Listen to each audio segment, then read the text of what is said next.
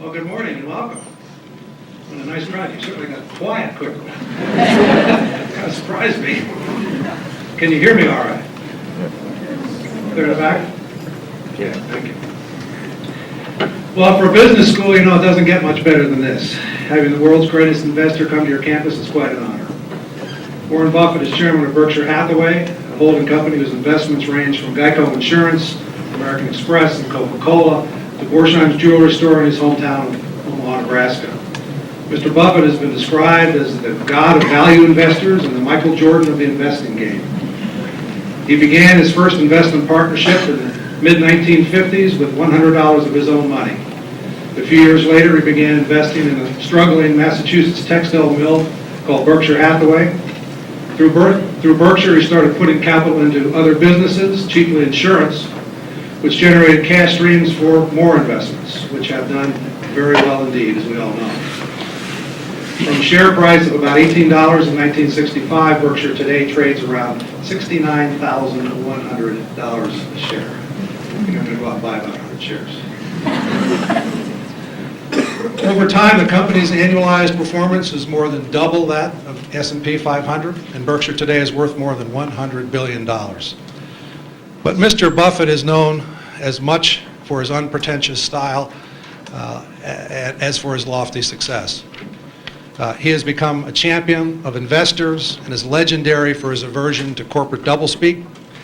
He is rare among CEOs in that he cheerfully admits his mistakes. 3 years ago, he wrote in his annual report that Berkshire would have done better if he'd simply had gone to the movies. Now, there weren't very many years like that since 1965, believe me. Berkshire was proudly, even defiantly absent from the dot-com hysteria of the last few years. And now that the bubble has burst, as we all know, it's Warren Buffett who's having the last laugh. In his most recent letter to shareholders, he wrote, quote, "We have embraced the 21st century by entering such cutting-edge industries as brick, carpet, insulation, and paint. Try to control your excitement," unquote. You know, and personally, from reading his letters, I mean, it's just a joy. It's a business lesson in itself. I would encourage you, whenever you get an opportunity, to take one aside and read it carefully. You'll learn a tremendous amount. His wisdom and insights are so valued that some investors buy a share of Berkshire stock just so they can hear him at his legendary annual meeting, or as he calls it, Woodstock for Capitalists. He doesn't make speaking appearances often, and we are extremely fortunate to have him with us today. Earl Leonard of Coca-Cola and our distinguished executive in residence had a lot to do with that, Earl, and we're deeply indebted to you for helping to arrange this. Thank you very much. Our format today will be primarily questions and answers. Mr. Buffett will make some brief remarks at the beginning, and then we'll move into your phase. We will have a microphone set up over here. We would like you to come around. We're videotaping, so we'd like you to use a microphone, please. So go ahead and begin to line up over there to ask your questions. So would you please give a very warm welcome to the Oracle of Omaha, Warren Buffett.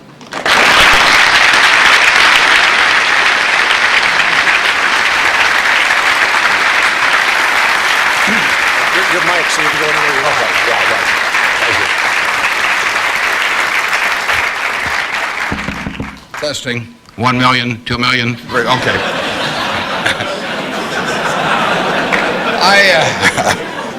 I came in from Nebraska today, and you're probably all familiar with us, mainly by our football team. We have those fellows with the big white helmets with those red ends on them. I asked one of our starters the other day, what's the N stand for? And he said, knowledge. We make it tough on them, though. I mean, you don't coast through Nebraska just because you're a football player. They major in agricultural economics. And there's a two-question final for all of the players. And first question is, what did old MacDonald have? And they were giving that to one of our potential Heisman Trophy winners the other day, and he started to sweat. Finally, he brightened up. He said, farm. Professor, delighted, of course. You don't want to flunk a Heisman candidate. So he said, you're halfway home. He said, just one more question. He said, how do you spell farm? Now the guy really starts to sweat. He looks at the ceiling and he looks around. Finally his face brightens up and he says, E-I-E-I-O. So watch for that guy this year. He'll be dynamite. I really want to talk about what's on your mind, so we're going to do a Q&A in a minute. There's a couple questions I always get asked. People always say, well, who should I go to work for when I get out? And I've got a very simple answer. We may elaborate more on this as we go along, but the real thing to do is to get going in for some institution or individual that you admire. I mean, it's crazy to take in between jobs just because they look good on your resume or because you get a little higher starting pay. I was up at Harvard a while back, and a very nice young guy picked me up at the airport, Harvard Business School attendee, and he said, look, I went to undergrad here, and then I worked for X and Y and Z, and now I've come here. And he said, I thought it would really round up my resume perfectly if I went to work now for a big management consulting firm. And I said, well, is that what you want to do? And he said, no, but he said, that's the perfect resume. And I said, well, when are you going to start doing what you like? And he said, well, I'll get to that someday. And I said, well, I said, your plan sounds to me a lot like saving up sex for your old age. It just doesn't make a lot of sense. I told that same group, I said, go to work for whomever you admire the most. And I said, you can't get a bad result. You'll jump out of bed in the morning and you'll be having fun. And the dean called me up a couple of weeks later. He said, what'd you tell those kids? He said, they're all becoming self-employed. So you've got to temper that advice a little bit. Play one game a little bit with me for just a minute, and then we'll get to your questions. I'd like for the moment to have you, have you pretend I've made you a great offer, and I've told you that you could pick any one of your classmates, and you now know each other probably pretty well after being here for a while. You'd have 24 hours to think it over, and you can pick any one of your classmates, and you get 10% of their earnings for the rest of their lives. And I ask you, what goes through your mind in determining which one of those you would pick? You can't pick the one with the richest father. That doesn't count. I mean, you've got to do this on merit. But you probably wouldn't pick the person that gets the highest grades in the class. I mean, there's nothing wrong with getting the highest grades in the class, but that isn't going to be the quality that sets apart a big winner from the rest of the pack. Think about who you would pick and why. And I think you'll find when you get through, you'll pick some individual. You've all got the ability. You wouldn't be here otherwise. You've all got the energy. I mean, you've got, the initiative is here. The intelligence is here throughout the class. But some of you are going to be bigger winners than others. And it gets down to a bunch of qualities that, interestingly enough, are self-made. I mean, it's not how tall you are. It's not whether you can kick a football 60 yards. It's not whether you can run the 100-yard dash in 10 seconds. It's not whether you're the best-looking person in the room. It's a whole bunch of qualities that really come out of Ben Franklin or the Boy Scout code or whatever it may be. I mean, it's integrity, it's honesty, it's generosity, it's being willing to do more than your share. It's just all those qualities that are self-selected. And then if you look on the other side of the ledger, because there's always a catch to these, free gifts and genie jokes. So you also have to, and this is the fun part, you also have to sell short one of your classmates and pay 10% of what they do. So who do you think is going to do the worst in the class? This is way more fun. And think about it again. And again, it isn't the person with the lowest grades or anything of the sort. It's the person who just doesn't shape up in the character department. I mean, we look for three things when we hire people. We look for intelligence, we look for initiative or energy, and we look for integrity. And if they don't have the latter, the first two will kill you. Because if you're going to get somebody without integrity, you want them lazy and dumb. I mean, you don't want them smart and energetic. So it's that third quality, but everything about that quality is your choice. You can't change the way you are wired much, but you can change a lot of what you do with that wiring. And it's the habits that you generate now on those qualities, or those negative qualities. I mean, the person who always, you know, claims credit for things they didn't do, that always cuts corners, that you can't count on. I mean, in the end, those are habit patterns. And the time to form the right habits is when you're your age. I mean, it doesn't do me much good to get golf lessons now. If I'd gotten golf lessons when I was your age, I might be a decent golfer. But someone once said the chains of habit are too light to be felt until they're too heavy to be broken. And I see that all the time. I see people with habit patterns that are self-destructive when they're 50 or 60, and they really can't change them. They're imprisoned by that. But you're not imprisoned by anything. So when you write down the qualities of that person that you'd like to buy 10% of, look at that list and ask yourself, is there anything on that list I couldn't do? And the answer is there won't be. And when you look at the person you sell short and you look at those qualities that you don't like, if you see any of those in yourself, egotism, whatever it may be, selfishness, you can get rid of that. I mean, that is not ordained. And if you follow that, and Ben Franklin did this, and my old boss Ben Graham did this at early ages in their young teens. Ben Graham looked around and he said, who do I admire? You know, and he wanted to be admired himself, and he said, you know, why do I admire these other people? And he said, if I admire them for these reasons, maybe other people will admire me if I behave in a similar manner. And he decided what kind of a person he wanted to be. And if you follow that, at the end, you'll be the person you want to buy 10% of. I mean, that's the goal in the end.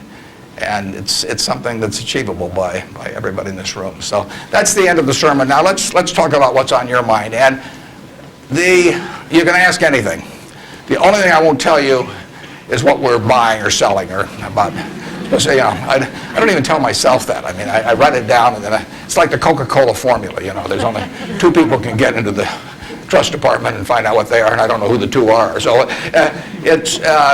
we don't talk about what we're buying or selling, but anything else is fair game. Personal, business, anything you'd like to talk about. And actually, the tougher the questions are, the more interesting it is for me. So don't spare my feelings. I mean, just throw at my head. And with that, let's. I guess we've got a microphone. Is this the only microphone, or is there one on this? This is the only microphone Okay. right here. To ask a question, you'll need to come down to this microphone. Just stand in line, and I'll be Regis Philbin, and you can. Yes. I have an old-fashioned belief that I should expect to make money in things that I understand. And when I say understand, I don't mean understand, you know, what the product does or anything like that. I mean, understand what the economics of the business are likely to look like 10 years from now or 20 years from now. I know, in general, what the economics of, say, Wrigley chewing gum will look like 10 years from now. The internet isn't going to change the way people chew gum. It isn't going to change which gum they chew. You know, if you own the chewing gum market in a big way, and you've got Double Mint and Spearmint and Juicy Fruit, those brands will be there 10 years from now. So I can't pinpoint exactly what the numbers are going to look like on Wrigley, but I'm not going to be way off if I try to look forward on something like that. Evaluating that company is within what I call my circle of competence. I understand what they do, I understand the economics of it, I understand the competitive aspects of the business. There can be all kinds of companies that have wonderful futures, but I don't know which ones they are. I've given talks in the past where I carry with me a 70-page, tightly printed list, and it shows 2,000 auto companies. Now, if at the start of the 20th century, you had seen what the auto was going to do to this country, the impact it would have on the lives of then your children and grandchildren and so on. It transformed the American landscape. But if those 2,000 companies, you know, 3 basically survive, and they haven't done that well many times.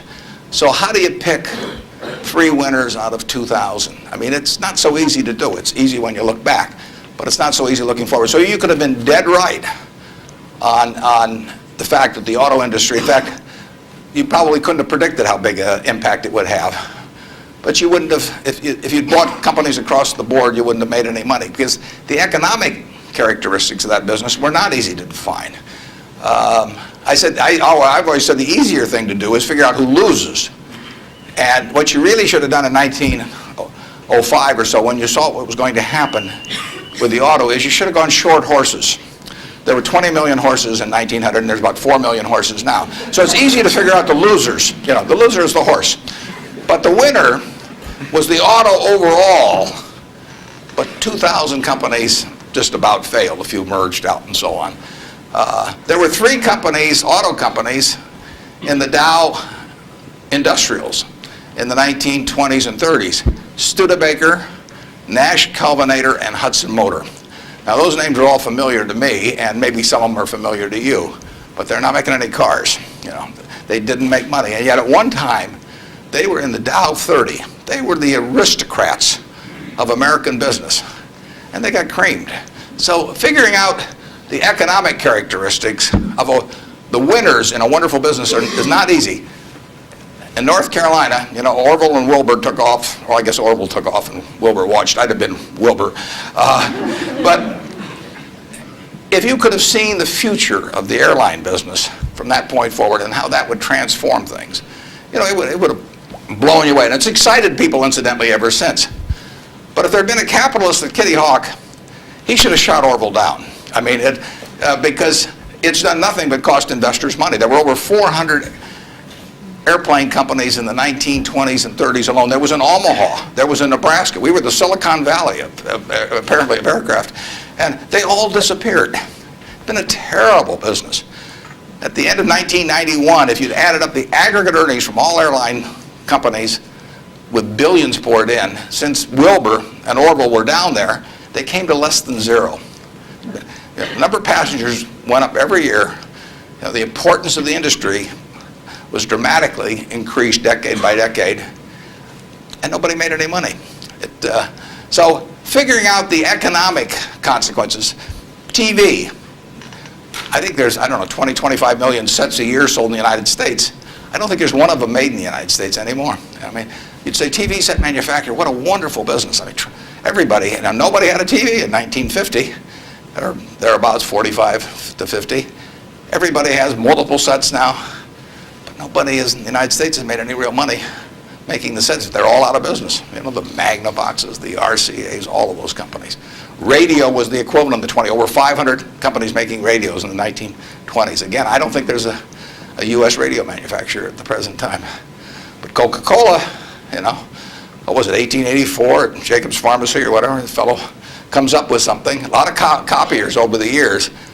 But now you've got a company that is selling roughly 1.1 billion 8-ounce servings of its product, not all Coke, Sprite, and some others, daily throughout the world 117 years later. So understanding the economic characteristics of a business is different than predicting the fact that an industry is going to do wonderfully. And so when I look at the internet businesses, or I look at tech businesses, I say this is a marvelous thing, and I love to play around on the computer, and I order my books from Amazon and all kinds of things, but I don't know who's going to win. And unless I know who's going to win, I'm not interested in investing. I'll just play around on the computer. And defining your circle of competence is the most important aspect of investing. It's not how important, how large your circle is. You don't have to be an expert on everything. But knowing where the perimeter of that circle of what you know and what you don't know is, and staying inside of it, is all important. Tom Watson Sr., who started IBM, said in his book, he said, I'm no genius, he said, but I'm smart in spots, and I stay around those spots. And you know, that is the key. So if I understand a few things, and I stick in that arena, I'll do okay. And if I don't understand something, but I get all excited about it because my neighbors are talking about it, and the stocks are going up and everything, I start fooling around someplace else, eventually I'll get creamed, and I should. So now let's go over here. Hello, Mr. Buffett. I got 2 short questions. One is, how do you find intrinsic value in a company? Well, intrinsic value is what is the number that if you were all-knowing about the future and could predict all the cash that a business would give you between now and Judgment Day, discounted at the proper discount rate, that number is what the intrinsic value of a business is. In other words, the only reason for making an investment and laying out money now is to get more money later on, right? That's what investing is all about. Now, when you look at a stock, when you look at a bond, assuming it's the United States government bond, it's very easy to tell how much you're going to get back. It says it right on the bond. It says when you get the interest payments, it says when you get the principal. So it's very easy to figure out the value of a bond. It can change tomorrow if interest rates change, but the cash flows are printed on the bond. The cash flows aren't printed on a stock certificate. That's the job of the analyst, is to print out, change that stock certificate, which represents an interest in the business, and change that into a bond and say, this is what I think it's going to pay out in the future. When we buy, some new machine for Shaw to make carpet, that's what we're thinking about, obviously, and you all learn that in business school. But it's the same thing for a big business. If you buy Coca-Cola today, the company is selling for about $110 to $15 billion in the market. The question is, if you had 110 or 15 billion, you wouldn't be listening to me, but I'd be listening to you incidentally. But the question is, would you lay it out today to get what the Coca-Cola company is going to deliver to you over the next 200 or 300 years? The discount rate doesn't make much difference as you get further out. And that is a question of how much cash they're going to give you. It isn't a question of, it isn't a question about how many analysts are going to recommend it or what the volume in the stock is or what the chart looks like or anything. It's a question of how much cash it's going to give you. That's the only reason. It's true if you're buying a farm. It's true if you're buying an apartment house. Any financial asset. Oil in the ground, you're laying out cash now to get more cash back later on. And the question is how much are you going to get, when are you going to get it, and how sure are you? And when I calculate intrinsic value of a business, when we buy businesses, and whether we're buying all of a business or a little piece of a business, I always think we're buying the whole business because that's my approach to it. I look at it and say, what will come out of this business and when? And what you really like, of course, is them to be able to use the money they earn and earn higher returns on it as you go along. I mean, Berkshire has never distributed anything to its shareholders, but its ability to distribute goes up as the value of the businesses we own increases. We can compound it internally, but the real question is, Berkshire selling for, we'll say, 105 or so billion now. What can we distribute from that 100? If you're going to buy the whole company for 105 billion now, can we distribute enough cash to you soon enough to make it sensible at present interest rates to lay out that cash now? And that's what it gets down to. And if you can't answer that question, you can't buy the stock. You can gamble in the stock if you want to, or your neighbors can buy it. But if you don't answer that question, and I can't answer that for internet companies, for example. There are a lot of companies, there are all kinds of companies I can't answer it for, but I just stay away from those. Number two. So you got formulas involved in finding intrinsic values on certain companies. I mean, you've got a mathematical system set up. Discounted present value of future cash, yeah. Okay. Second short question is, why haven't you written down your set of formulas or your strategies in written form so you can share it with everyone else? Well, I think I actually have written about that. If you read the annual reports over the recent years, in fact, the most recent annual report, I use what I've just been talking about. I use the illustration of Aesop. Because here Aesop was in 600 BC. Smart man, wasn't smart enough to know it was 600 BC, though. I mean, would take a little foresight. But Aesop, in between tortoises and hares and all these other things, he found time to write about, birds. And he said, a bird in the hand is worth two in the bush. Now, that isn't quite complete, because the question is, how sure are you that there are two in the bush, and how long do you have to wait to get them out? Now, he probably knew that, but he just didn't have time because he had all these other proverbs to write and had to get on with it. But he was halfway there in 600 BC. That's all there is to investing, is how many birds are in the bush, when are you going to get them out, and how sure are you? Now, if interest rates are 15%, roughly, you've got to get two birds out of the bush in 5 years to equal the bird in the hand. But if interest rates are 3%, and you can get two birds out in 20 years, it still makes sense to give up the bird in the hand, because it all gets back to discounting against an interest rate. Problem is, often you don't know, not only how many birds are in the bush, but in the case of the internet companies, there weren't any birds in the bush. But but they still take the bird that you give them if in the hand. But I actually have written about this sort of thing, and stealing heavily from Aesop, who wrote it some 2,600 years ago, but I've been behind on my reading. Yeah. Good morning. I know you're famed for your success, but I was curious if there were any particular moments in your life that, or mistakes or failures that you've made that were particularly memorable, what you may have learned from them, and if you had any particular advice for the students here in dealing with discouraging circumstances. Yeah, I've made a lot of mistakes. Biggest mistake, well, not the biggest, necessarily the biggest, but buying Berkshire Hathaway itself was a mistake, because Berkshire was a lousy textile business, and I bought it very cheap. I'd been taught by Ben Graham to buy things on a quantitative basis. Look around for things that are cheap. And that I was taught that, we'll say in 1949 or 50. It made a big impression on me. So I went around looking for what I call used cigar butts of stocks. And the cigar butt approach to buying stocks is that you walk down the street and you're looking around for cigar butts, and you find this, on the street, this terrible looking, soggy, ugly looking cigar, one puff left in it. But you pick it up and you get your one puff. Disgusting, you throw it away, but it's free. I mean, it's cheap. And then you look around for another soggy, one puff cigarette. Well, that's what I did for years. It's a mistake. Although you can make money doing it, but you can't make it with big money. It's so much easier just to buy wonderful businesses. So now I would rather buy a wonderful business at a fair price than a fair business at a wonderful price. But in those days, I was buying cheap stocks. And Berkshire was selling below its working capital per share. You got the plants for nothing, you got the machinery for nothing, you got the inventory and receivables at a discount. It was cheap. So I bought it. And 20 years later, I was still running a lousy business, and that money did not compound. You really want to be in a wonderful business, because the time is the friend of the wonderful business. You keep compounding, it keeps doing more business, and you keep making more money. Time is the enemy of the lousy business. I could have sold Berkshire, or perhaps liquidated it, and made a quick little profit, one puff. But staying with those kind of businesses is a big mistake. So you might say I learned something out of that mistake, and I would have been way better off taking what I did with Berkshire is I kept buying better businesses. I started insurance business, See's Candy, the Buffalo, all kinds of things. I would have been way better doing that with a brand new little entity that I'd set up rather than using Berkshire as the platform. Now I've had a lot of fun out of it. I mean, everything in life seems to turn out for the better, so I don't have any complaints about that, but it was a dumb thing to do. I went into US Air. I bought a preferred stock in 1989.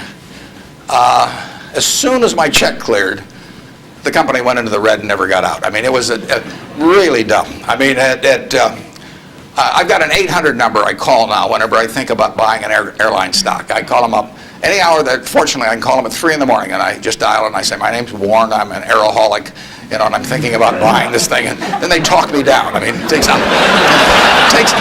hours sometimes, but it's worth it, believe me. If you ever think about that buying an airline stock, call me and I'll give you the 800 number, because you don't want to do it. But we got lucky in terms of how we eventually came out on it.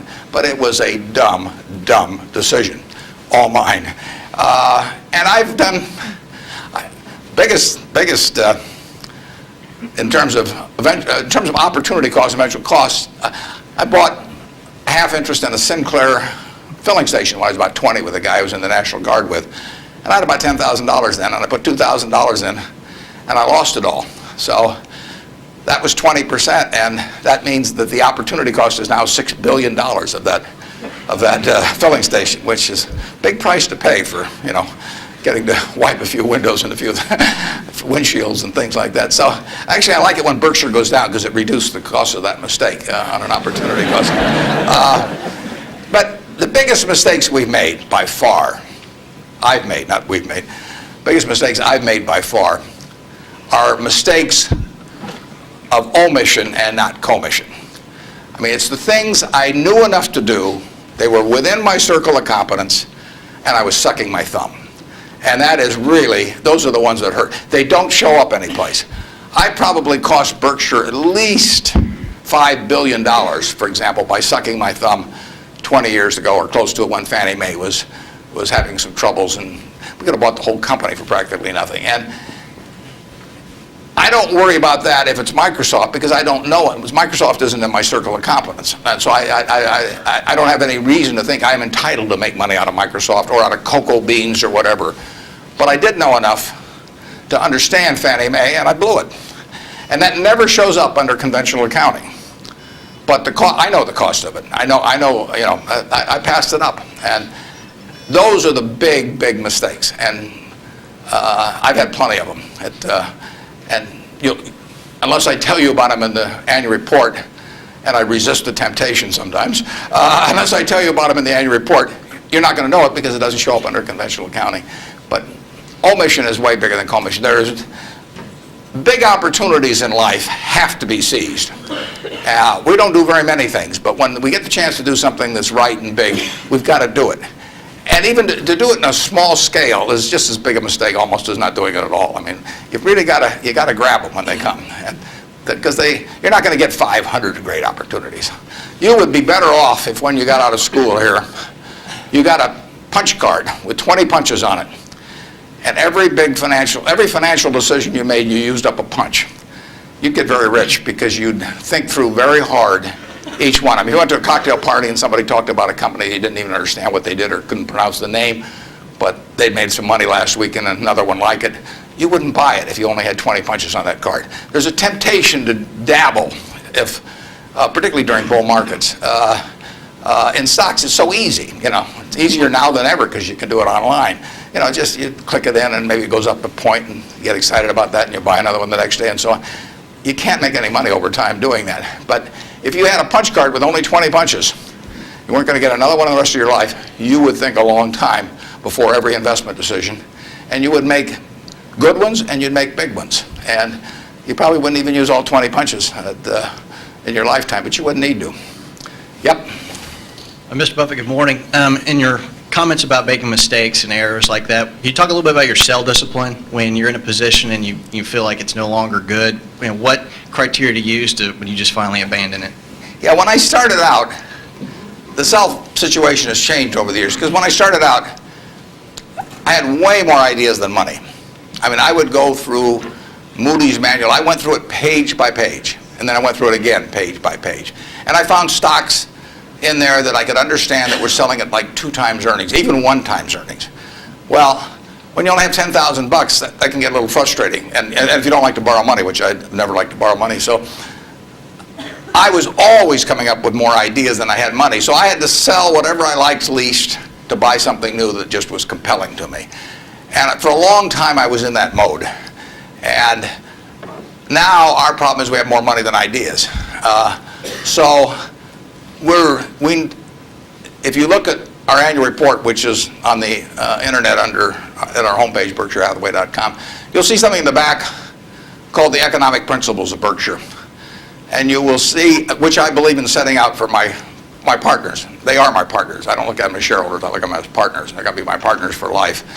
So I want to tell them how I think.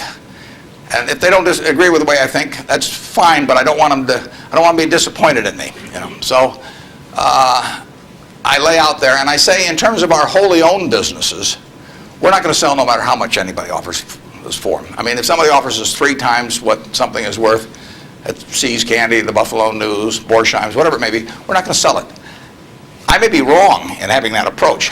I know I'm not wrong if I owned 100% of Berkshire because that's the way I want to live my life. I've got all the money I could possibly need. It just amounts to a change in the newspaper story on my obituary and the amount of money that the foundation has. And to break off relationships with people I like and people that have joined me because they think it's a permanent home, to do that simply because somebody waves a big check at me would be like selling one of my children because somebody waved a big check. So I won't do that. And I want to tell my partners I won't do it so that they're not disappointed in me. More and more with certain stocks, we've got that approach. Now, if we were chronically short of funds and had all kinds of opportunities coming, we might have a somewhat different approach. But our inclination is not to sell things unless we get really discouraged perhaps with the management, or we think the economic characteristics of the business change in a big way. I mean, and that happens. So, but we're not going to sell simply because it looks too high, in all likelihood. I mean, you can't make that 100%, but that's the principle under which we're operating. We're generating right now $5 billion of cash a year at least. So it's $100 million every week. And, just not, we've been talking here half an hour and I haven't done a damn thing. It's, the real question is how do you put it out intelligently? And if we were selling things, it'd be just that much more. So there may come a time when that would change. But we want to, and I have shareholders, partners, who would say, if you can get 3 times what See's Candy's worth, why don't you sell it? And that's why I want to be sure before they come in, they know how I think on that. I mean, they're entitled to know that. You really think for a minute, if you're going to get married, and you want a marriage that's going to last. Not necessarily the happiest marriage, or one that Martha Stewart will talk about or anything, but you want a marriage that's going to last. What quality do you look for in a spouse? One quality. Do you look for brains? Do you look for humor? Do you look for character? Do you look for beauty? No. You look for low expectations. I mean, that is the marriage that's going to last. Both have low expectations. I mean, and I want my partners to be on the low side on expectations coming in because I want the marriage to last. It's a financial marriage when they join me at Berkshire, and I don't want them to think I'm going to do things that I'm not going to do. So that's our guiding principle. The advice is all free, and your marital advice, everything else. Next. Good morning. Mr. Buffett, I have a question regarding evaluation of the soundness of investment. In recent years, it appears that the use of tax sheltering in corporation is increasing, and such, reputable companies like UPS and others are involved in court battles over shelters with IRS. And as we know, most of these transactions are fairly artificial, but yet there is a profit there. From the investor perspective, do you think it's beneficial for investor that the company that they invest are involved in those shelters? And if so, do you think it would be helpful if those transactions are disclosed in statements, meaning the notes to statements? I'm not sure I got that 100%. George, could you? I will repeat. Earl, did you? Shortly. If you think that involvement of corporations that you invest or anybody for that matter invest in tax shelter, which is by some definition... tax shelters? Right. I've never used one. I'm not saying so. I'm asking if you know that corporation is involved in such activity that is beneficial in short term, would you think that that's helpful for investors? Well, there are perfectly legal ways to shelter taxes. I mean, we did and still do, but we were one of the earliest ones to go in for low-income tax housing credits. In fact, I met with first President Bush about that one, and that benefits us to a mild degree. It's not a big element of Berkshire. I mean, it's peanuts in terms of Berkshire's overall value, but it is a congressionally ordained tax benefit. I wouldn't call it exactly a shelter. It's a tax benefit that Congress has decided they're willing to offer businesses, and because they think it's the best way to generate low-income housing. So we participate in something, but it's not a big factor in what we do. And but there's nothing wrong with that. And then if you get into tax evasion, I mean, that's a whole different game. At that point, they ought to go to jail. But certain businesses, some insurance companies are reincorporated in Bermuda, and you can save a lot of taxes. You have to meet certain other tests which we wouldn't want to meet. But if we were willing to meet those other tests, there's nothing illegal or immoral about us moving to Bermuda. We're not going to do it. And but if the restrictions weren't there, I mean, the tax code is the rule book, and you follow the rule book. I think some of the things people do in terms of bending that rule book get very close to fraud, and sometimes cross the line into fraud. And when they do, I think they ought to be prosecuted. But that's another game. And Incidentally, there has been more pushing on that, I would say, in the last 5 years, and certainly was my experience earlier. And there are more, I think now it's diminished in the last year or two, but a couple years ago there was some very aggressive marketing by some of the auditing firms, and of these, even with percentage shares of the gain to be paid to the auditors. I think that those things got fairly dubious, and particularly when they shopped for legal opinions, so that if you got caught doing these things, you can say, well, I was relying on this legal opinion, and therefore I shouldn't go to jail, but just pay the back taxes. So I don't know of anything we're associated with that has done that, but obviously if they push too far, we don't want to be there. Thank you. Yep. I was curious, with the large number of people you now have with tremendous amounts of wealth, what do you think of the current state of philanthropy? Well, I'll be out this week. Actually, I'm going to a Coca-Cola meeting, and I'm flying out to Seattle and talking to the United Way group out there. Seattle United Way raises more per capita, I believe, than any United Way in the country. And Bill Gates will be there. We're talking jointly. His mother was very active in United Way. But Bill is going to give away over $1 billion a year. And a lot more later on, but right now $1 billion. And it's very interesting. I mean, he is very rational about it, and he's very informed. In fact, he got somebody, I think his primary advisor in the medical field is a fellow who was with the CDC in Atlanta. And Bill reads 15 books a month on this. I mean, he can just absorb it. I wouldn't be able to get it that fast. But he just says with $1 billion, he wants to save as many lives per year as he can. So that's his objective. It's just as much a metric of his foundation as some other metric, return on capital, might be for a business. And he says, I'm going to spend $1 billion a year. How many lives can be saved for that? So he's gotten very heavily into vaccines and AIDS in Africa, a number of things. It's very rational. I personally think all of my 99-point-something% of my net worth will go to a foundation after the latter of my wife and I die. I mean, it's all going to go to a foundation. As far as I'm concerned, I got it from society. It's going to go to society.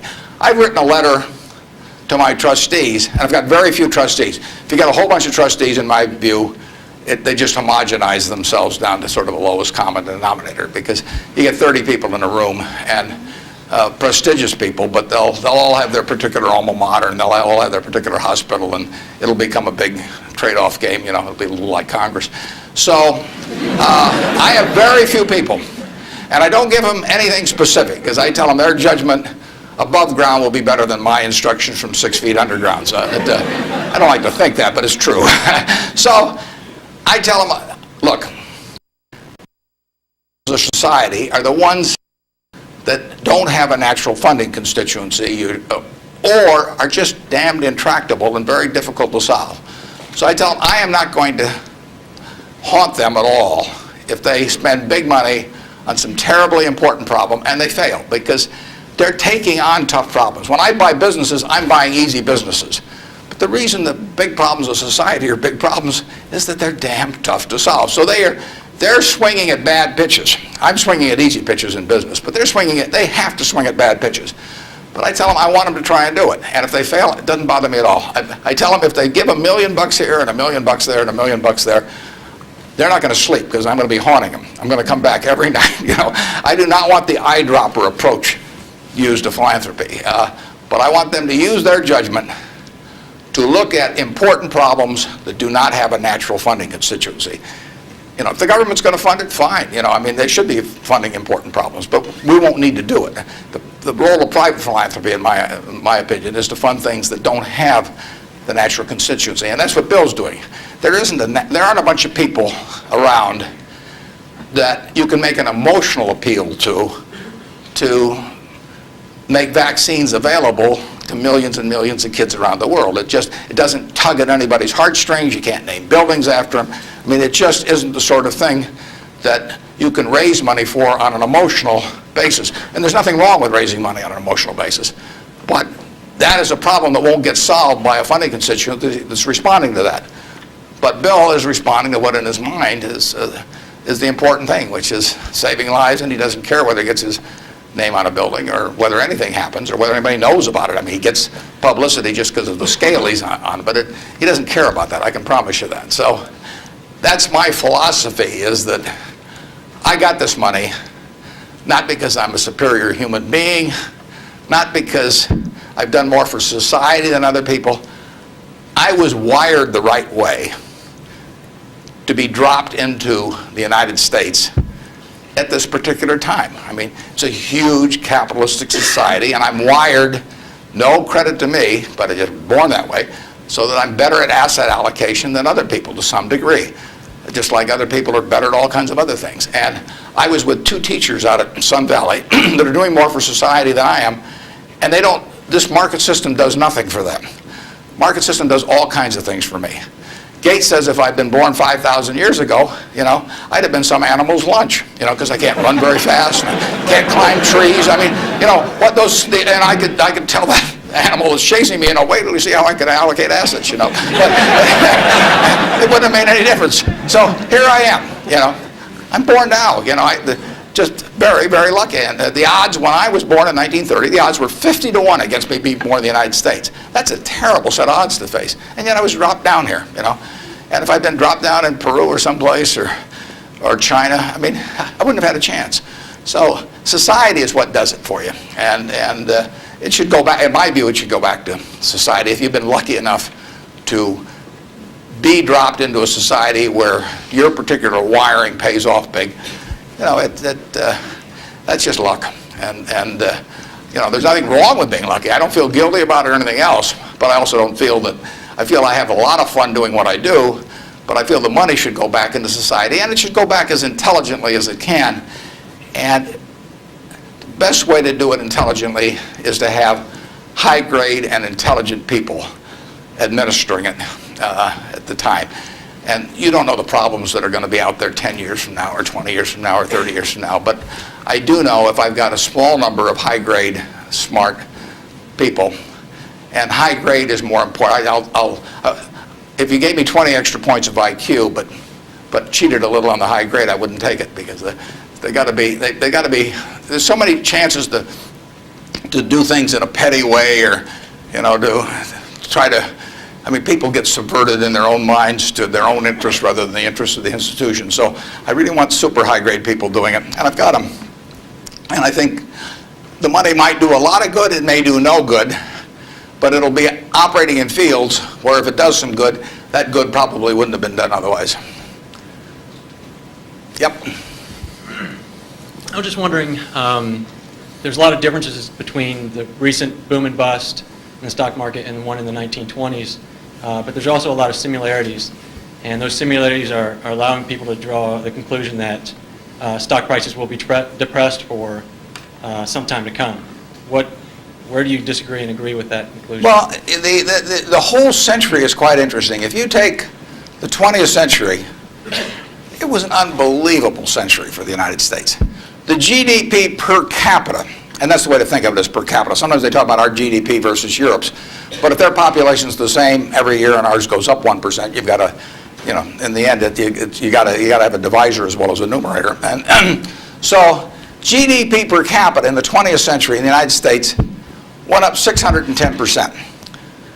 Actually, qualitatively, it went up far more than that, because you can't really measure certain things in medicine or whatever it may be, and improvements. But just on a quantitative basis, it went up every single decade, including the decade of the 30s. So here you had 100 years when basically the U.S. citizenry was improving their lot decade by decade by decade. The 30s, it was up 13%.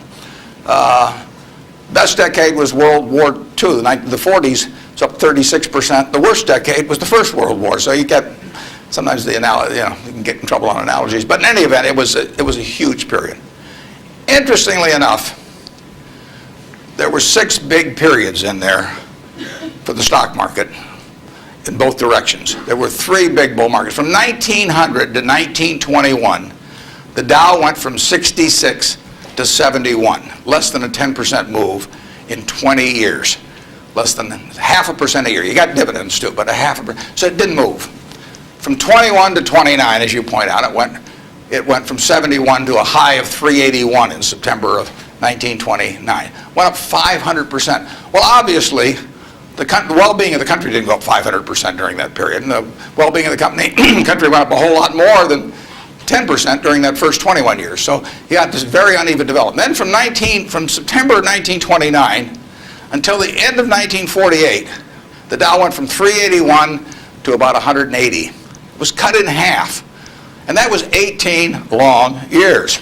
And yet the per capita GDP was moving right up during this whole period. So the economy was doing fine. From 48 to 65, the Dow went again from about 180 up to close to 1,000. Again, 5 for 1, which was far outstripping it.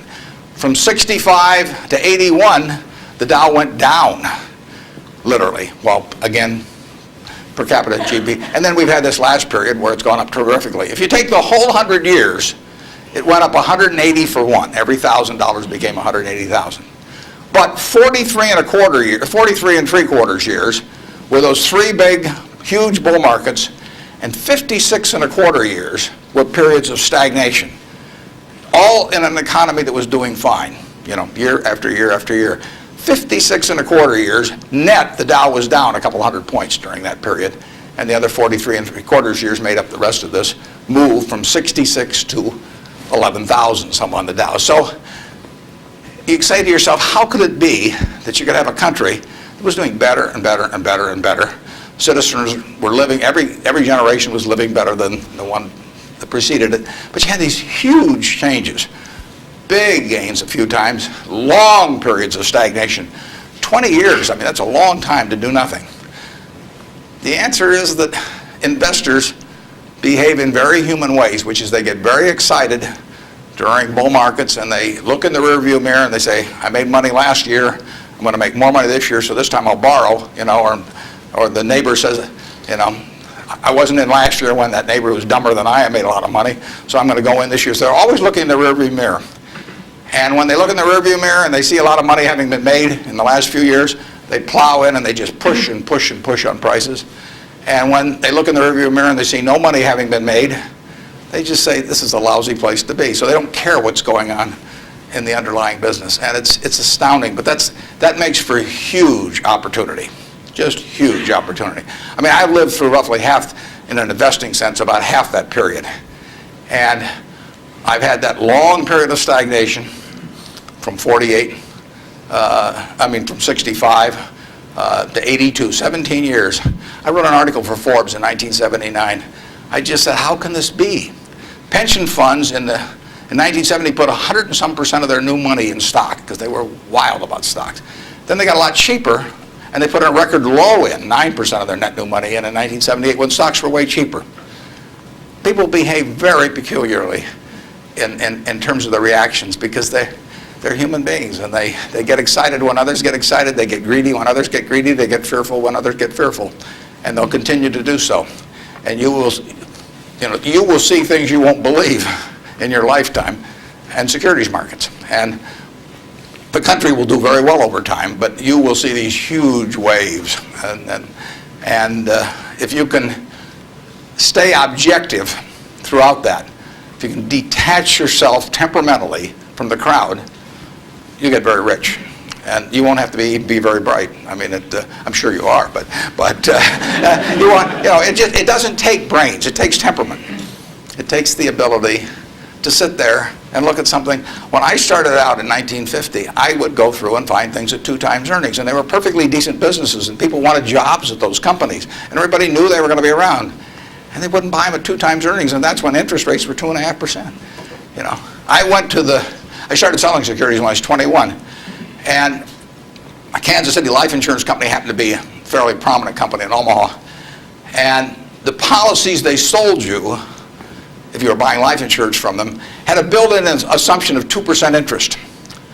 The stock of Kansas City Life was selling at less than 3 times earnings. You were getting 35% if you bought the stock. No question about the soundness of the company. I went to the local agent. I figured, hell, I ought to be able to sell him a few shares of stock. I mean, the guy ought to understand it. He's got his whole life invested in this company. I went to the local agent who'd been with him for 20 years, and his name was Moose. And I said, Mr. Moose, I said, You know, you're selling these policies with 2%. You may even have a few on members of your own family, and you can buy into this company whose paycheck you depend on every month, and whose future your beneficiaries of these life policies depend on, and who you're selling them, you know, a 2% investment on, and you can get 35% on your money. Said, you know, stocks aren't any good. And I couldn't sell you know, I was a lousy salesman. I mean, well, you have to start with that. But it just blew me away. It blew me away. I thought, sometimes I used to wonder if I was nuts, you know. But those things, the same thing happened. I mean, in 1964, the Dow closed at 864. At the end of 1981, 17 years later, it closed at 865. It moved 1 point in 17 years. Now, that's not a big move. And that, you can't believe how discouraged people were during that period. But, you know, people were living better. So things can go on a long time that don't make sense. But they do come to an end. I mean, the internet thing, I mean, you had these companies selling for many billions of dollars that had practically no prospects of making any money. That's a bubble. But Herb Stein one time said, anything that can't go on forever will end. Now that seems pretty, but think about that. And particularly think about it next time you're trying to do something just because the stock's gone up a whole lot, you know, and your neighbor's made money or something. You've got to be, you just have to sit and think objectively and think about, would I buy this whole business? If it's an internet company that's got 100 million shares out and selling at 100, that's $10 billion. Is it worth $10 billion? If it's worth $10 billion, it's got to be able to give you, you know, 700 or 800 million next year. And if it doesn't give you 700 or 800 million next year, it has to give you maybe 10% more than that the year after and continue to. There aren't a lot of businesses that can do that. And people just go crazy. And of course, it's fun. I mean, it's, you know, it's like that sign they put in brokerage offices that says, avoid hangovers, stay drunk. You know, I mean, it's just so much fun to keep playing. But you got to do sensible things to get good results. Yeah. Next. Well, we got 3 people standing there, so let's do the 3 that are standing there. Okay. Good morning, sir. Hi. Hi. I was wondering what your opinion is of the Federal Reserve and their actions taken recently. Do you feel they've done enough to boost the economy? Yeah, well, I'm a fan of Alan Greenspan's over time. I've known him for a long, long time. We were on a board together at Cap Cities, and Alan is a very, very smart guy. He is motivated, in my opinion, entirely by what is good for the United States, the people of the United States. And so you couldn't have a better person in there. And the problem he may have is that because his tenure in office has been associated with this incredible bull market, that even though he wouldn't have claimed credit for it, that people might associate it because of the importance of the Fed generally. They might associate with him, so they may, if things don't work out so well, they may blame him as well. But I think his policy has generally been very good. You have to understand one thing about the Fed is that it's not as powerful as the mystique would make it.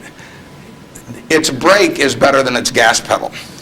When the Fed wants to put on the brakes, we go through the windshield. I mean, you know, the economy just, they can put on the brakes. Paul Volcker did it. He broke inflation by doing it. But I mean, when he put on the brakes in that period around 1980, I mean, people hated him. He was crucified for it, but it was the right thing to do. And he could do it. He did it all by himself. And and it was the only way because of the momentum that inflation was generating. It was the only thing it was what was needed then. Enormously unpopular. It's much harder for a Greenspan to put on the brakes because nobody wants him to put on the brakes, plus he's so visible. But he's put them on sort of gradually. But stepping on the gas pedal, he does not necessarily get the same result. It may help, but there are 1,000 other variables operating. And as you see in Japan, you know, you can get down to 0 interest rates and you can't stimulate anything. So it isn't like the Japanese haven't read the same books we've read about economics. I mean, they've read Keynes and they've read the whole thing. So we're not smarter than they are. We don't have any secrets they don't have, but they don't know how to get their economy going. And, you know, their GDP there has been gone no place, you know, in the last 5 years, and there's still problems around. So easy money doesn't solve everything, but Greenspan could very well get blamed for the fact that he hasn't solved everything, and it's just not in his power to solve it.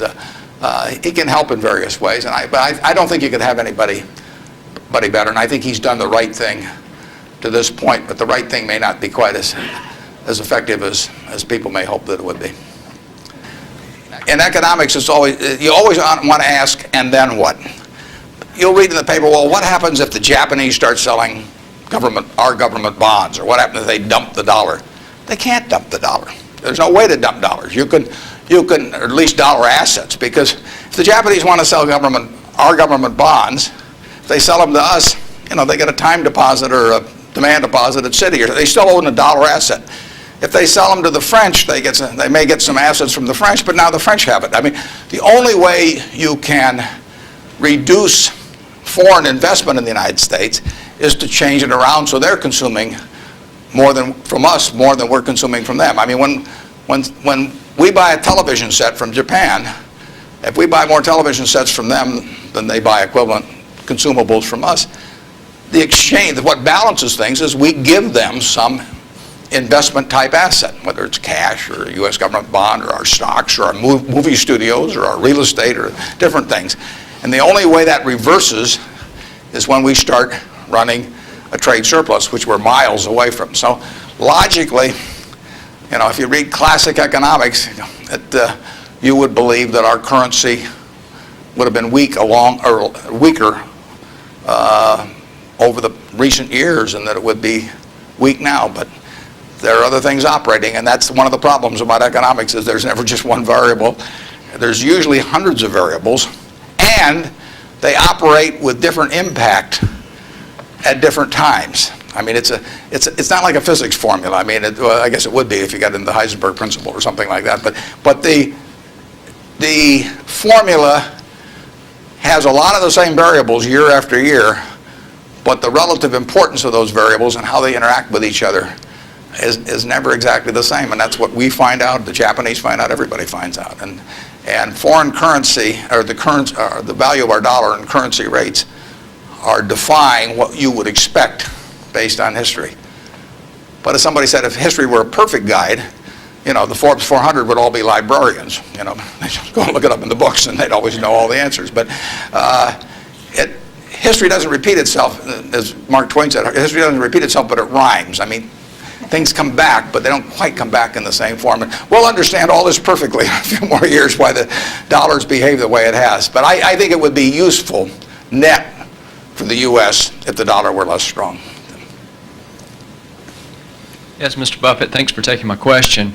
My question pertains to small business, and my family's been in the truckload sector of transportation for about 50 years. And as you talked about the airline industry and all the mergers and acquisitions and things going on, and a lot of the smaller players being tossed out of the market, what do you see for people that, like in this room, for students that want to start a small business, and maybe they want to start in a business that is somewhat of a commodity type business, but as businesses, the large corporations get larger and their efficiencies increase, how can a small business compete with these people? Yeah, in many areas, small businesses have an advantage. In other businesses, scale has a huge advantage. And I mean, you don't want to be a tiny carbon steel producer. On the other hand, when mini mills came along and learned how to use scrap more effectively than the older methods of making steel, they actually had an advantage. So scale is a huge advantage in some businesses.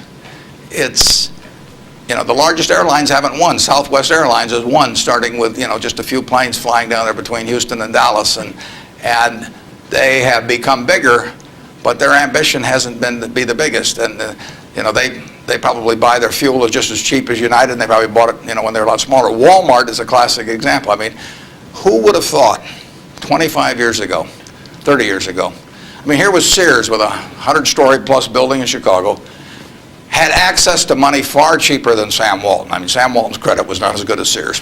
Every supplier wanted to do business with Sears. Nobody had ever heard of Sam. Every real estate developer who was developing a new shopping center went first to Sears, and Sam got the short end. So here's a guy starting in Bentonville, Arkansas, and he kills them over time. Just plain kills them. And disadvantage in buying, disadvantage in borrowing, disadvantage in real estate. Advantage, Sam Walton, and his ability to inspire, in the end, hundreds of thousands of people to be enthusiastic about going to work and doing the right things over time. So I would be just as optimistic about small business generally. Now, there's certain areas where scale is just plain important. But I see no disadvantage. We intentionally at Berkshire, we have 112,000 employees, more in Georgia than in any other state in the union, incidentally. We employ a lot up near Dalton, and we employ a lot of people in Macon at Geico. And we intentionally, with our 112,000 employees, we probably have, I don't know how many business units, but lots. And we only have 13.8 people at headquarters. I'm not the 0.8, incidentally. I resent it when people think that. I'm a full, but we have one woman that works 4 days a week. And that's all we have at headquarters, 112,000 people, 105 billion a market cap. But we intentionally keep our units small. We think, we want them to have the nimbleness, the responsiveness to the customer particularly, that will turn them, that essentially will more than offset anything that the scale of having maybe a little more purchasing power or something will develop. We own a home furnishings business in Utah, run by a fellow named Bill Child. He was featured in Fortune about one issue ago. The cover story was God in Business. Bill was the #1 illustration. Bill took that business from his father-in-law when it was doing $250,000 a year, and he now has over half the business in Utah in his field, about close to $400 million. He built it by thinking about the customer. And the truth was, he was competing with Sears, he was competing with Levitt's, was a huge furniture retailer in the past. He was competing with everybody. But all he thought about from the moment he got up in the morning was, how do I take care of my customer? And that wins. We have a business in Omaha, some of you may have heard of. It's the largest home furnishing store in the world. In Omaha, which only has a SMSA of 650,000 people. It's on 72 acres. It does $325 million in one location, which happens to be $500 for every man, woman, and child in the SMSA, but it draws from beyond that. That business comes about, or has resulted, from an investment of $500 in 1937 by a woman who walked out of Russia in 1921. She walked out, got on a peanut boat, landed in Seattle with a tag around her neck. She couldn't speak one word of English. The American Red Cross looked at the tag, it said Fort Dodge, Iowa. They got her to Fort Dodge, Iowa. She couldn't pick up the language. She was there 2 years. She said she felt like a dummy. So she came to Omaha because there were other Russian Jews there and she'd at least have somebody to talk to. Her little girl started school, Frances. Frances would come home at night and teach her mother the words she learned in school that day. That's how this woman, Rose Blumpkin, learned the English language, but from her daughter from kindergarten on, teaching her the words. She brought 7 siblings over from Russia, one at a time, $50 every time she saved $50. She sold used clothing and other works. She got her 7 siblings over, her mother and father, and by 1937, 16 years after she got here, she saved $500. She got on a train, went to Chicago, to the American Furniture Mart, which was this huge, impressive thing. She was smart as hell, but she thought like a peasant in a way, and she saw this building and she decided to name her company the Nebraska Furniture Mart. She went in and bought $500 worth of, she bought about $2,000 worth of merchandise. All the way back to Omaha, she worried because she thought, I owe $1,500, and she only had a $500 equity. So she got to Omaha. She took the bed, the sofa, the refrigerator out of her own home to sell fast so she could get the money so she could pay on time. She took that business and built it from that start. No one would sell to her. She went into court 4 times because the carpet manufacturers tried to keep her from selling at a discount, and she went into court and told the judge, because she figured out ways to buy this stuff in various nefarious ways had other people buy it for her, and she said, look, I pay $3 a yard for this carpet. Brandeis sells it for $6.98. She says, I sell it for $3.98. Just tell me, Judge, how much you want me to rob people. She defended herself. Papers wrote it up. The judge bought carpet from her the next day. I mean, it was marvelous. Brandeis isn't selling anymore. They were the huge department store in Omaha. She put everybody out of business. And the punchline, she worked till she was 103. She sold me the business when she was 89. And she didn't have an audit. I went out to see her one afternoon. I took a check out with me because I knew she wanted to do something. And I said, Mrs. B, here's the money. I said, I don't need an audit. Just tell me whether you owe any money. She said, I've never owed any money since I owed those guys back in 1937. And she said, it's all free and clear. She'd never seen a balance sheet. She didn't know what accounting terms meant, but she understood the nature of the business. And I told her, I said, I'd rather have your word, than an audit from every one of the big 6 or big 8 or whatever there were the number at the time of the top auditing firms. And she worked till she was 103. She died at 104. She had 3 siblings at her funeral. I mean, those are some genes. Her son works there now. He's 82 or 3, and the 3 sisters are all alive. But the punchline is, she couldn't read or write. This woman could not read or write. If you told her this room was 68 feet by 43, she would tell you how many square yards it was like that. She never went to school a day in her life. She would tell you how much that was at $5.98 a yard. She'd add the tax. She'd knock off something because she liked your looks. And that would be it. And that is that you can't beat that, and you can't replicate that at General Motors. You can't institutionalize that. The person who brings that kind of drive to a business and does it day after day and thinks about their customer, and that's all she did. She raised 4 kids in the process too, but you can't. It can't miss. And no, you don't have to worry if you're an entrepreneur. In most fields, there's some fields where you can't do it because there are scale aspects to it. But in most fields, you'll kill people. Bob Shaw did that with Shaw. Nobody ever heard of Shaw in carpet 30 years ago, and he's got 40% of the carpet business in the country.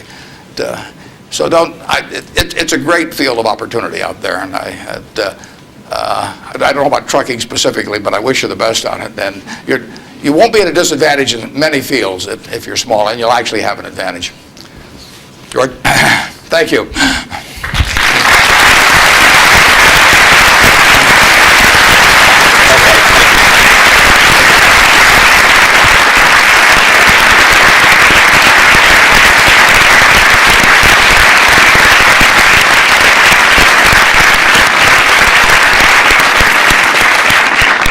Mr. Buffett, thank you very much for sharing your wisdom and your ideas and your wonderful stories with us today. We are truly honored and pleased that we've had this opportunity to get to know you a little bit better. I'd like to thank a couple people before we conclude for helping with the logistics. Associate Dean Bob Gatewood, our Director of Alumni Relations, Marie Garrison. Thank both of you. David Dodson, our Director of Communications. There's a lot of work and effort went into this, and I thank all of you for all that you've done. And Earl, again, thank you for helping make this possible. Mr. Buffett, we have a parting gift for you, but it needs to be placed into context before we show you what it is. In your most recent newsletter to your annual report to the shareholders, you discussed some of the things that you look for in making acquisitions, and one of the things you talked about was owners. You look for owners who care who they sell to, and that was important to you. I'd like to quote from your report. When a business masterpiece has been created by a lifetime or several lifetimes of unstinting care and exceptional talent, it should be important to the owner what corporation is entrusted to carry on its history. A little bit further down you say, how much better it is for the painter of a business Rembrandt to personally select its permanent home than to have a trust officer or uninterested heirs auction it off. Well, we believe that many of these words apply to you as well. You too have created a business masterpiece. You too have created a Rembrandt. What we have today is a lighthearted portrait, a lighthearted characterization that we hope captures some of the business milestones in your career, and we hope also captures some of that quick-witted humor that you demonstrated today. It was painted by a good friend of ours and a well-known artist, lives here locally, Alan Campbell. Alan is with us, and he will help unveil it today. Alan, please come down. Now, when he unveils this, please understand that you're not going to be able to see the detail of this from where you're sitting, but we would invite you to come down and walk past it as you leave today. Alan. If you're going to speak, come over to the microphone, please.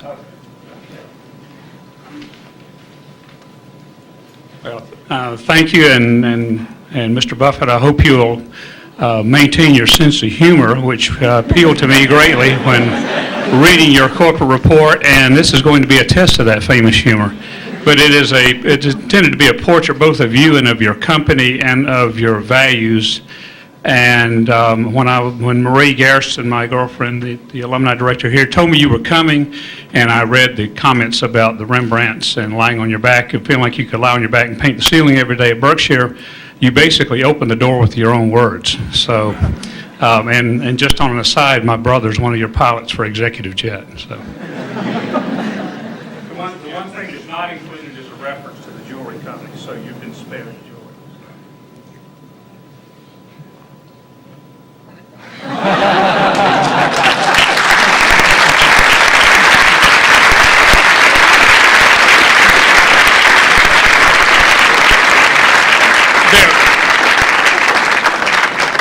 This is based on a very famous Rembrandt self-portrait, if anybody's information. Mr. Buffett will sign autographs. If you've got books with you you'd like him to sign, we'll set up a table down front here as for the next 15 or 20 minutes. If you'd like to take a picture, if you've got a camera with you, please come on up. Don't hesitate. And thank you all for coming and participating today. It was a wonderful event. Thank you very much.